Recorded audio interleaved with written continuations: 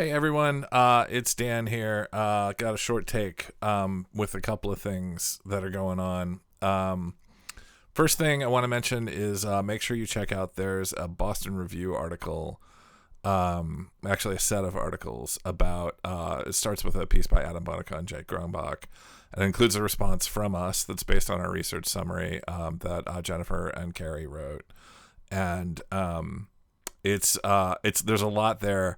I actually like people are sending it to me, like who are not normally people who I know from politics. So it's or who are paying super attention. It's just a great selection of articles. They did a great job. It was a lot of different perspectives in there, but the focus of our piece is really on how Democrats really need to be thinking bigger right now about this moment and not just focusing on something that's going to get them a couple points in the margin. So I hope you'll enjoy that. The lead article is great. Read that and then read Jennifer's, and that's a good starting point. Wanted to talk today about an issue that's sort of been in the background, definitely not as urgent as what's going on with ICE right now, but it's something that is I've been thinking about this for a long time, and I wanted to just kind of take a quick stab at it in a short here. It's science funding. I had a conversation the other day with a friend who's working at Stand Up for Science, the new amazing leader there, and Colette, and I'm spacing on her last name. I'll look it up and I'll put it when I drop this.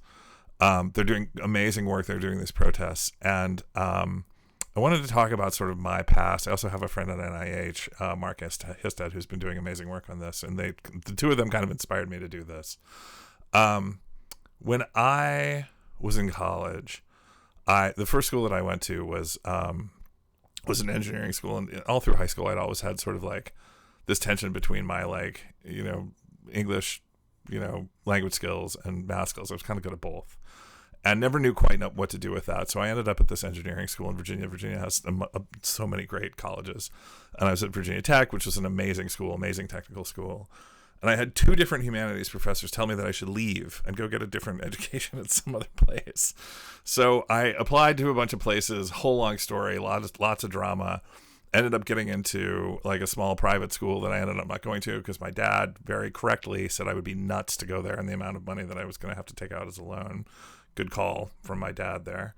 I ended up going to University of Virginia and went there for 1 year, and then had some, not related to the transfer, but had some sort of, growing up psychological type challenges that were like moderately bad, some relationship challenges, that kind of thing, not too bad. But then over that summer, the sort of, this is my third year of college, I had a horrible family tragedy, much worse problems than mine. And when I was headed back to school, I'd stayed in engineering, and when I was headed back to school, I was out hiking or something with one of my roommates and dealing with this horrible family trauma. And she was telling me about this place called the Institute for Advanced Technology in the Humanities.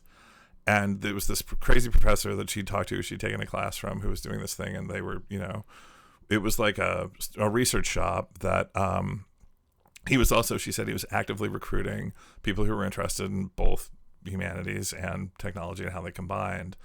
And she said I should go talk to him. So I did, and he recruited me for this 400 level English class. And I, of course, immediately objected. I was like, I haven't taken any English classes other than, basic comp. And he was like, no, I've seen your work. You're fine.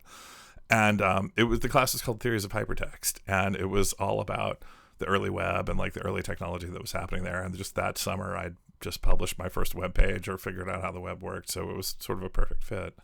And I was sort of doing tech support for the whole class, and they were sort of doing postmodernism support for me.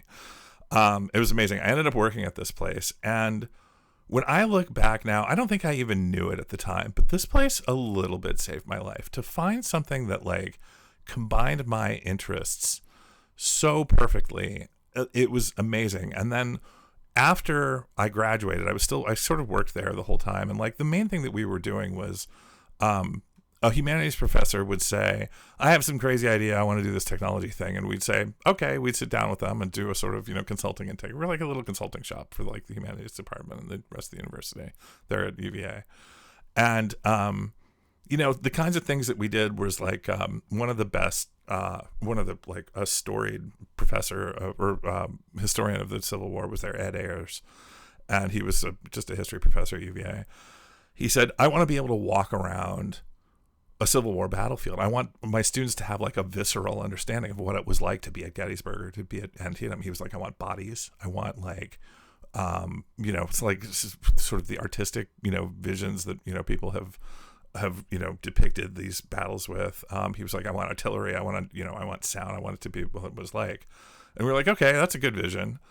And we actually went to some of the like Department of Defense trade shows and asked them, like we would go up to the people who were doing battlefield simulation and be like, so can you guys do like artillery, like 1800s artillery? And they were like, we don't know, we could try. And we never got very far with that project, but we did end up doing some other projects, like sort of around some of the data visualization that they had from some of the big databases of Civil War era data that they had from them. That was super interesting.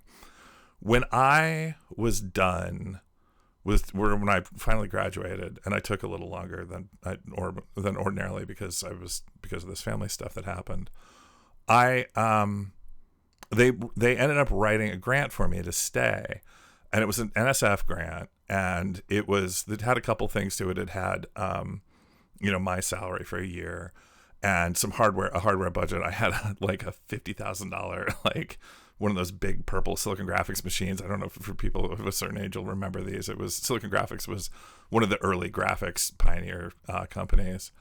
And we were using that for sort of real-time visualization and for rendering things.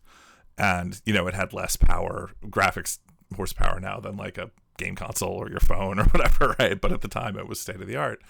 And a travel budget. And I got to go out to SIGGRAPH, which is the big graphics conference. That's the big, computing association of computing machinery, graphics focused research area.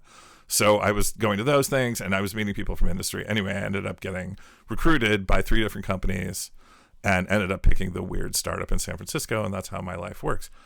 So all this is like a story about my life, right? This is one person, whatever. I was super obviously like incredibly privileged to get education that got me to this point, and then to find this research institute, and then to have them write a grant.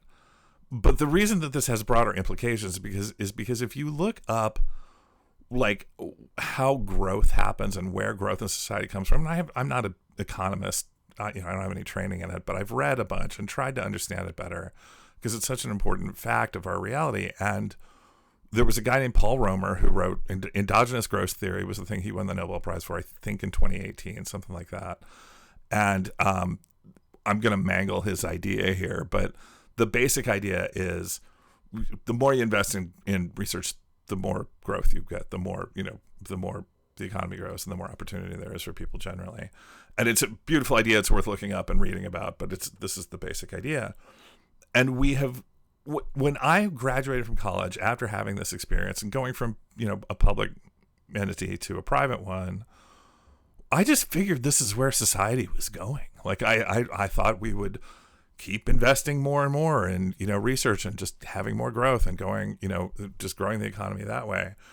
And instead we've gone more or less the opposite. I mean, this is why I got out of the tech industry and into politics. And to connect this to the conversations that are happening this week, people don't know this. They think that government spending is bad for the economy still, and that's just wrong. And like it's a story that the right wing has told for decades, and it doesn't hold up to reality. I mean, there was an article in the New York Times in 2021, I want to say, about how growth has been like basically any objective measure of the economy you want to pick, even inequality, everything, debt, growth, overall job creation is the biggest one.